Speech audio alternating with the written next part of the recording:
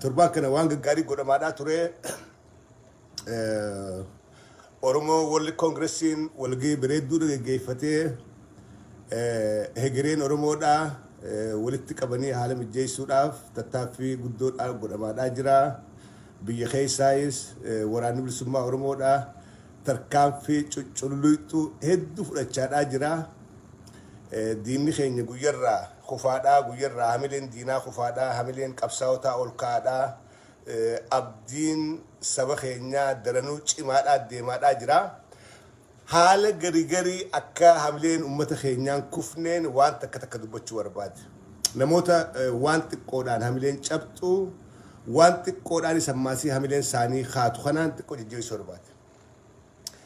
Qabsoo keessatti qabsoo cinaachaan korta, cinaachaan yaabbatta, cinaachaan irraa buuta.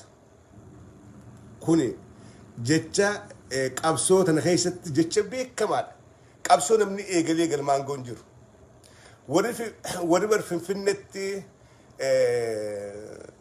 Taayyee Dandaadhaa jaaree Abaa'oo Hiiltan, Abaa'oo Sodareedhaa jee jaaree taa'uun kuni kalee hogganoota keenya turan.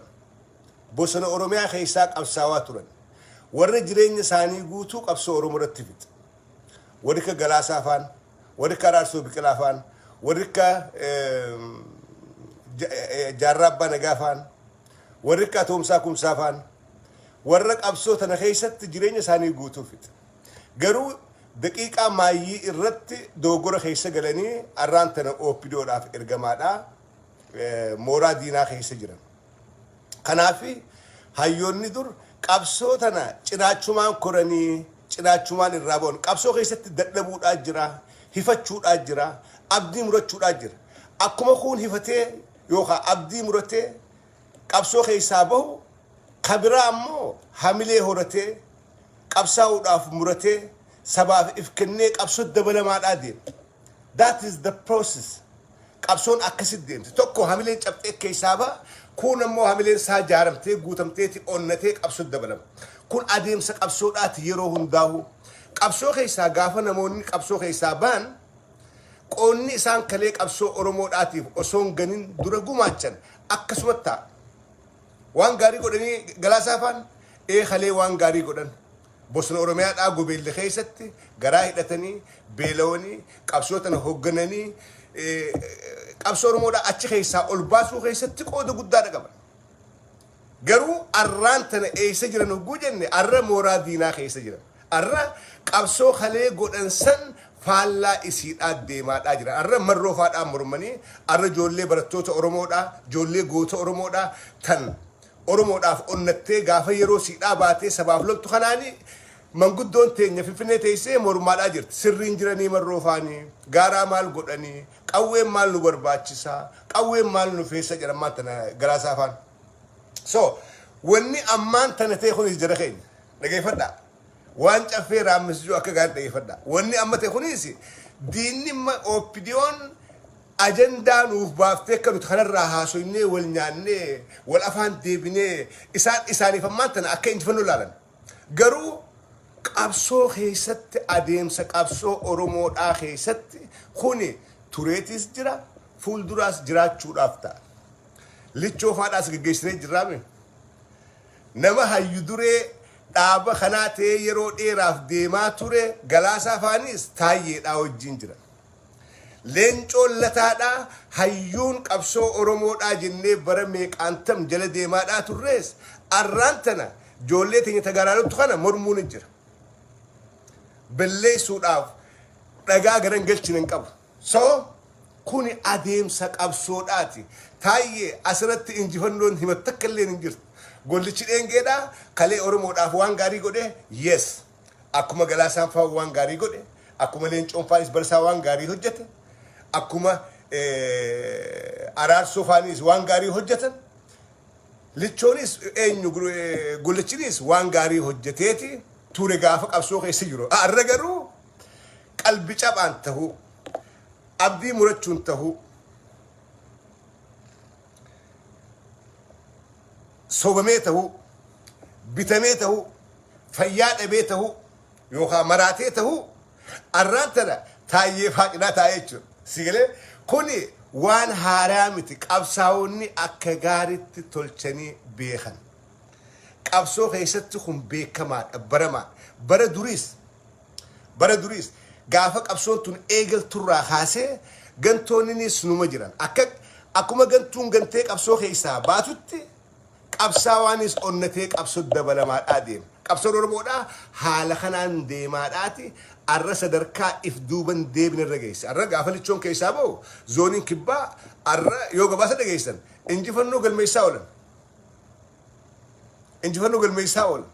Takkaa guyyaa tokko rafaniin beekan dura deemaadhaa jiran mooraa diinaa diigaadhaa jiran lafa Oromoodhaa qabachaadhaa jiran diinarraa kaasaadhaa jiran. Kuni OPDOf maybe guyyaa lamaa sadii ajandaa godhatanii namoota qalbiin darreedha namoota fageessee waan laalle if duraa fi if duubaas deebee waa yaaduu hin dandeenye garii sowuu malchiisa. Nama tokko naa barreesse waan yaada barreessetti komantiidhaan dubbisee nama tokko naa barreesse maal jee caffee raammis duuba warra jajjabaa qabsoo tana hoogganaa ture warra qabsoo tana keessa nu dura ture hundaanuu yoo gantuu jenne nuti hoo maal eessara dhaabbannee jennaa akkamsi fakkaataa naan jee komantii irra barreesse I don't remember his name. warra nu dura qabsoo keessatti murannaan qabsoo keessa turuu keessa dulloomu yookaanis umriidhaan guddaa ta'u yookaan umriin xiqqaa ta'u yookaan barataa yookaan walatoodhaa miti. Murtii mataa ifiiti murtii guutoodhaa jiru. Murtii mataa ifiiti. Saba kana dabarsee hin kennu murtii abbaadhaati malee manguddummaa yookaan sadarkaa barnootaa yookaanis qabsoo keessatti umrii lakkaawwachuudhaa miti. Silaa akkas taate arra manguddoonni keenya kan silaa ilmaan galaasaadhaa anaa fi isin. Silaa abbaa keenya hunda kabajaa nu bira qaba. Maaliif qabsoo tanaa fi hin fuune hin dhalchine bara silaa namni fuudhee dhalchee dhungatu san inni qabsoo Oromoodhaatiif dabarse. Silaa nu hundinuu ilmaan isaati.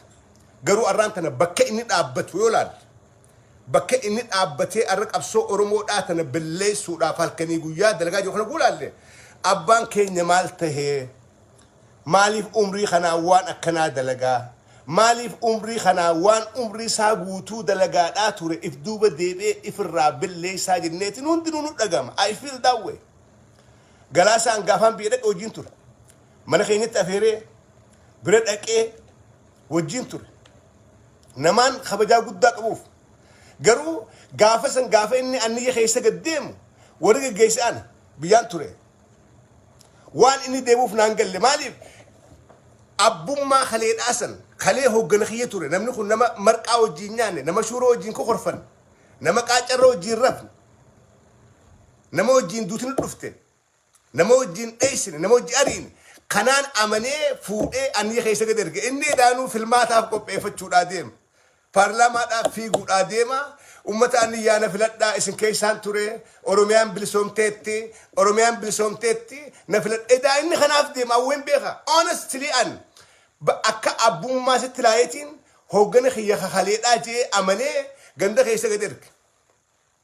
So haalli akkanaa kun yeroo hundaa'u inuma jiraata.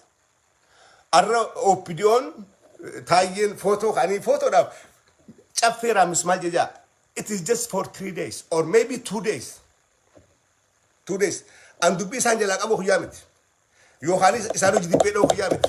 Garuu riyaalitii kanaan uummatatti himuu barbaade isinitti akka hamileen isinin cabu akka haalli kanaa kun duriis ture. Gaafa lichoodhaa fi abdataan faan galan horii nuti walitti buufne maallaqa kiyyafaa maallaqa adda Oromiyaa kara diraatti. Rifanneeti waraana bilisummaa Oromoodhaa ka gargaarsa dhabee zoonii kibbaa keessatti rakkorra jiru waraanni kun jijjiirama irraan ta'an garana irraan ta'an rakkoon jirjameeti maallaqa wali qabnee an harka kiyyaa wali qabee asirraa erginee fi danneekis ta'e gun irriibaa koo caffee raammis hogguun miidiyaa banu hunoo abdataa baasurreetii fi lichoon waraana guuratanii waraanuma selfii akkatti TV Itoophiyaa deemuun harka jechuudha. Way ganzaba koo way ganzabako silaan ittiin qe'ee maali qabaanji sigala this happen amalu maqabsoodhaatu akkana obboleeyyan keenya kun marroon ganuudhaan malchiisa arramee dhaapha fakkeenya xiqqaa siqan fakkeenya xiqqaa hooggantoonni dhaaba kanaa gurguddoon duraan abdachaa turre galaasaa maqaasaa ijoollee meeqaa baafate dhaloonni bara sanii warreen galaasaa jaalatan adaadaan tiyya mucaa isiidhaa galaasaa dhabaafatte sigalee nuti maqaa nadhii qabna maqaa leencoodhaa qabna hogganoota kana jaalala isaan ummata biratti qabanii fi ummanni keenya maqaa isaanii ilmaan fi moggaasan jechuudha koommaan tana Jawaar faa moggaasan akkasi moggaasaadhaa turan arraan tana hooggantoonni gurguddaan sun hundinuu eesiiran silaa akka isaaniiti qabsoon oromoodhaa silaa isaanii wajjin jiraatte yookaan isaan silaa qabsoo jiraachanii arra qabsoon oromoodhaa hin jirtu waraanni bilisummaa oromoodhaa gaariin jiru garuu qabsoon teenya qabsoo dhugaadhaa waan taate gaafa kun dadhabee hifatee keessaa ba'e gaafa kun hamileen cabxee keessaa dhaabbate kan hamileen guutuudhaatu dhufee hoggana tanaaf irraan tana marroodhaa fi gammachuu abbooyyeedhaa wal faraqaa qabsoo gamaa gamanaa shanyiidhaa wajjin injifannoo guyyarraa galmeessaadhaa jiran sigalte tanaaf guyyarraa barattoonni oromoodhaa ijoolleen dandeettii gahaa qabdu ijoolleen istiraateejii kaahuu dandeessu ijoolleen diinni eessaan laafaadha eessaan cimaadha bakka cimaatiin akkami cabsuu dandeenya nuti hoo eessaan laafina qabna eessaan cimina qabna akkami jabaanne jettee yaaduu dandeessu arra qabsootti as baateeti qabsoo hoogganaa jirti anugun kana haasoo manguddoo kaleedhaa maqaa balleessuudhaaf miti riyaalitii jirtu dhugaa jirtu hogguu haasoinne arra maqaan isaanii jennu kami maqaa kamiyyaan qabsootaan jaanii manguddoodhaan jaanii kabaja firraa fuudhan maqaan isaanii maal qabsoodha ganan saba ganan dhugaa kalee dhaabbataniif ganan maqaan isaanii gantoota hay akkamitti manguddoodhaan gantu jennaa isaan kun qabsoo keessa bara dheeraadha turanii isaan kun akka turanii akkamitti gantu jennaanii gantoota gootummaan qaban dhiiga madaafaa gubbaa dhaabbataniiti arraan tan isaan nafxanyaadhaaf dibbee tumaadhaa jiran yes akkamitti gantoota hin jenneen wanni arraan tana taheesi ajanduma guyyaa lamaati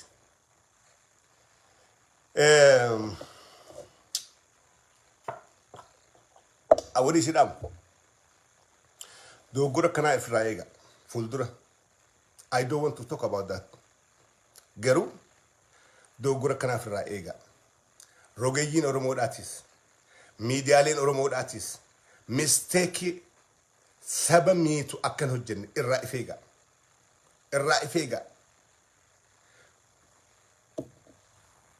waan takka guu dubbattan hogguu barreessitan miidhaan siidhaa maali bu'aan siidhaa maali qabsootanaaf ja'atii duratti yaada eega miidhaa sii barte eega bu'aa sii dabaafatte booda dubbadhu barreessa yookaan osoo hin beekne diinaaf tumsa ta'uudhaan dhufa osoo hin beekne osoo hin hubanne diinaaf tumsa ta'uudhaan dhufa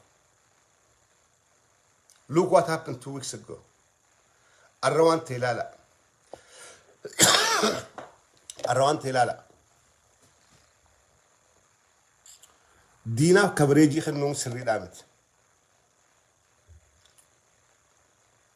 jaalannus jibbinus arra gollichi taayyeedhaa wajjin jira yoo taayyeen qabsoo oromoodhaa deeggare gollichi qabsoo oromoodhaa deeggara yooni taayyee bira dhaquun taayyeedhaaf ergamuu yookaan taayyee argamuun qabsaawaa nama goote gollichi qabsaawaadha yooniin ani taayyeedhaaf kabareejii kennuun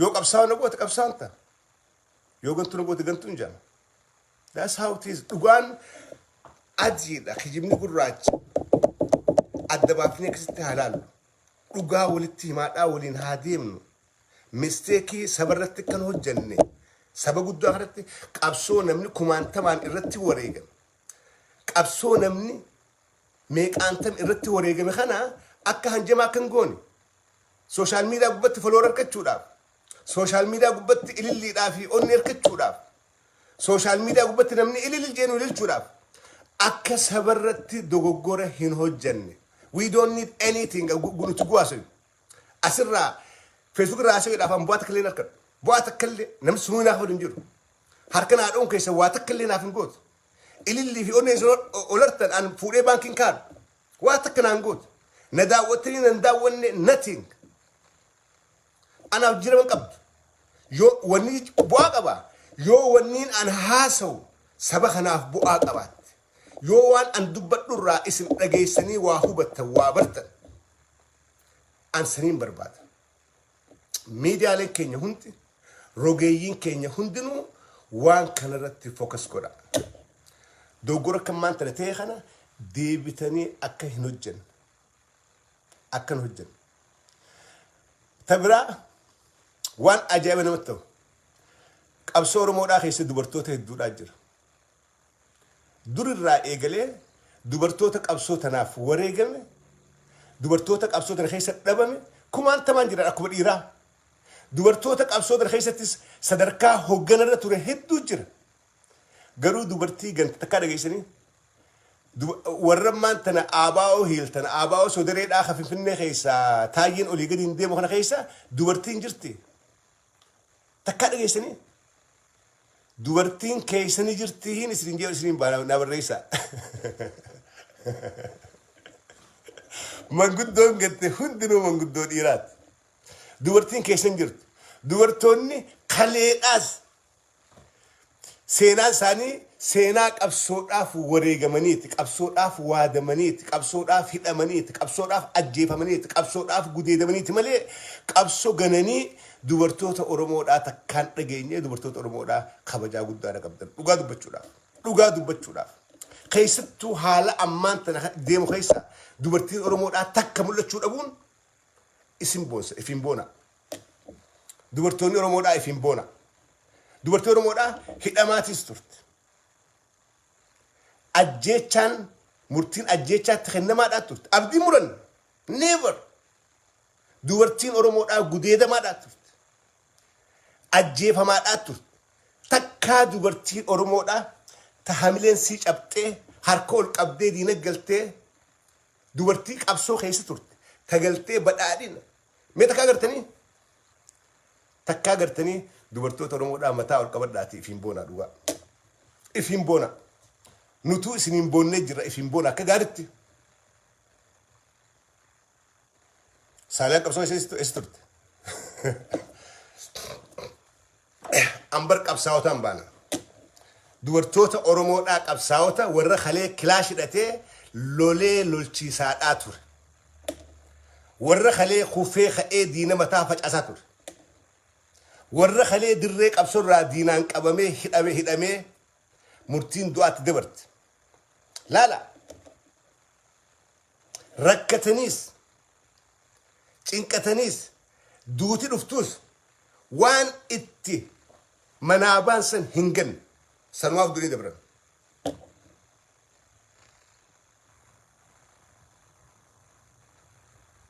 garuu dhiirti rabbiin maqaa nu balleesse rabbiin maqaa nu balleesse manguddoon kalee kabajaadhaa turre manguddoon kalee jala deemaa turre aayyonni keenya kabaja nu godhe aayyotiin teenya kabaja nu goote mata nu qabachiifte maaliif aayyota gantuu hin qabnu aayyota gantuu hin qabnu obboleen keenya dubartoota kabaja nu godhan gantuu dubartiidhaa gartanii baandaa dubartii akka gartanii hin gar dubartii sirna nafxanyaadhaa Oromoo deebisuudhaaf ilmaan kookaa Itoophiyaa ijaarraa tokko dhageessanii dubartii Oromoodhaa never manguddoon teenya ta dhiiraa akkuma gartan kanaa isin jaa fayyadaa hamileen isin cabin kun adeemsa qabsoodhaati waanuma jiru diinaaf ajandaan baasina. Diinaaf ajandaa inteenaa ajandaa baafnaaf malee. Tana harka dhawaatii bira kutaa. Dubbii gollichaa take it easy. Isaanuu guyyaa lama miidirraa gollicha interview godhan harkuuf teessan guyyaa lama. Gollicha maaltu sirra ga'e waraanni maal keessa jira?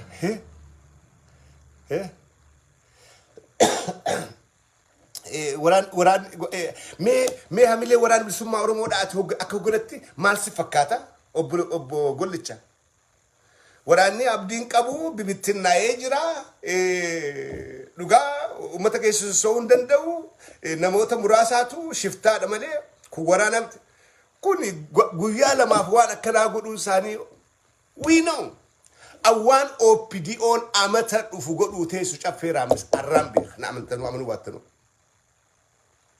Angaafa keelloon golchi dhiyeessuun akka golchi ETV gubbaa dhaquudhaaf taa'u shakkii malee beeka. Gaafa siin dubbadhees. Gaafa gollichi keelloon dhiyeessee qabsaa'onni gameeyyiin osoo jiranuu ijoolleen kora godhanii itti gaafachuun boru ETV gubbaaf ta'a caffeeraamis gaafas dubbate.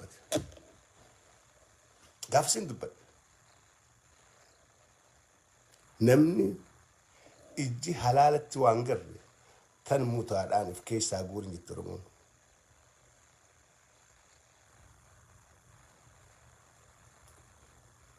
Itti yaada. Waanuma fedheenu diinaaf tumsa ta'uu hin qabnu. Diinatti gufuu ta'uu qabna malee. Waanuma fedheenu diinatti gufuu ta'uu qabna malee diinaaf tumsa ta'uu hin qabnu. Diinaaf dagalee ta'uu hin qabnu. Haasoo keenyaanis barruu keenyaanis ilaalcha keenyaanis diinatti dagalee qabuu hin qabnu. Diinatti gufuu ta'uu qabnu. Akkasii na dhukkubaa jiraatii du'aa inaa godhaadha. Rabbi si haa fayyisu. Tanaafin live irraayis badee ammallee tartiiba qabu kattiin huqqadhee addaadhee deemu jira. Dubbuma Oromoo tanaatu natti fardii ta'e as been waan dubbadhee jee dubbadhee caffee Rabbi si haa fayyisuu jaatii du'aa inaa godhaa yeroo gaarii qabaadha.